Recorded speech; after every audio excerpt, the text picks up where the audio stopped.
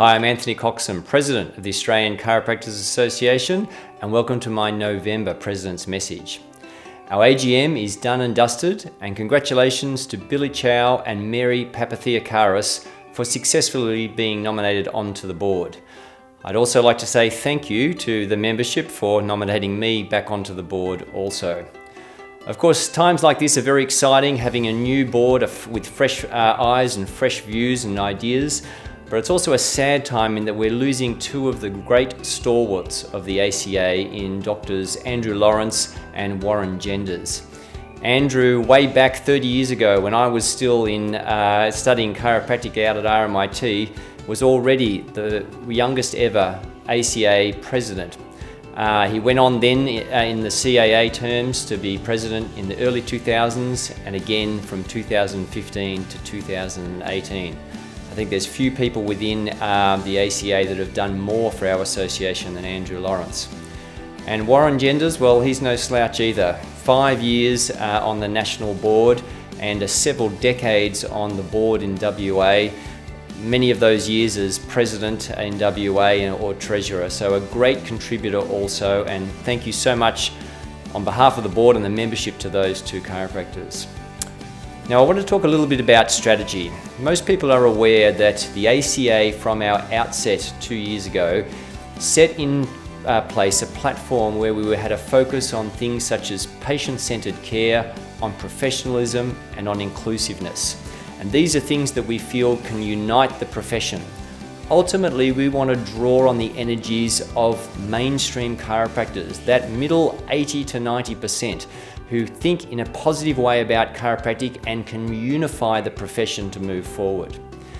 What the ACA have recently done is engage with a company called Fit Brand and Partnerships to assist in developing a compelling story for chiropractic, which we can market out to both public and stakeholders. When we think about the chiropractic profession, there's a couple of important things that we need to know. Firstly is that we get great patient satisfaction.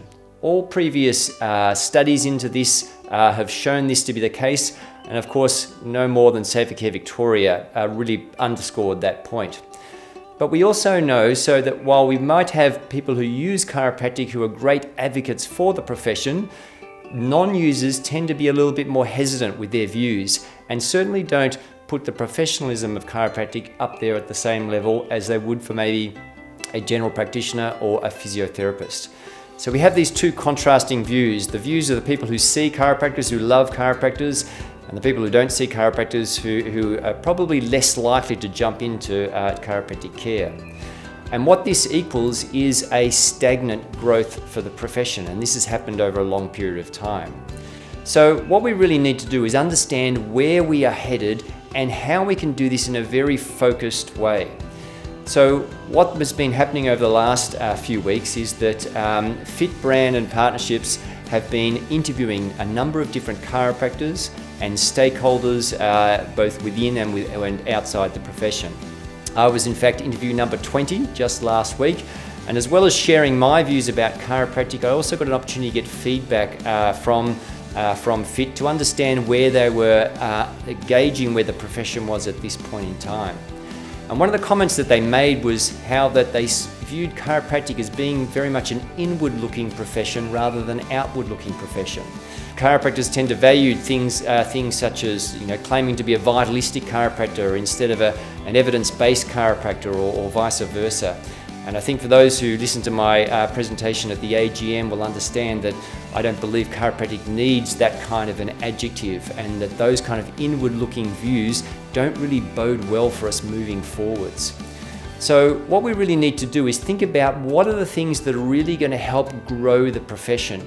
How are we going to attract those people who have an uncertainty level about chiropractic to have that chiropractic experience and therefore improve their perception of the chiropractic profession? Well, it really has to be something that's very sharp and very focused. And I think this is what Consider a Chiropractic program is really all about. What we're doing is having a sharp, focused message. We're addressing what are high global burdens of need. We're looking at what are the things that people really want before that they focus on what they might need. And we're looking at things that obviously have a strong base of evidence of support and therefore will be compliant with AHPRA regulations. So we really need to sharpen up the message of chiropractic, and I think putting together a compelling story which will be presented at the board a little bit later in November by FIT, I don't think that's the hard thing that we really have to address moving forward.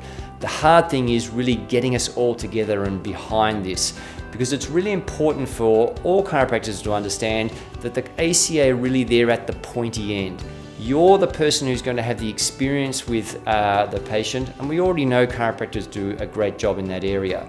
You're the person who's going to expand their experience of chiropractic and their understanding of what that might offer to them with regards to their health, and individualize it to that person.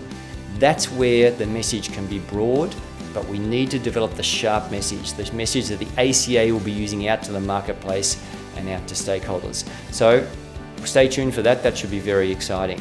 Finally, I just want to remind everyone that obviously December is our Giving Back Week from the 7th to the 13th of December.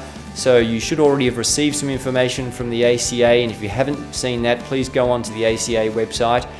It's been a very tough and challenging year for everyone, and I think it's a really wonderful thing for the chiropractic profession to give back to their community.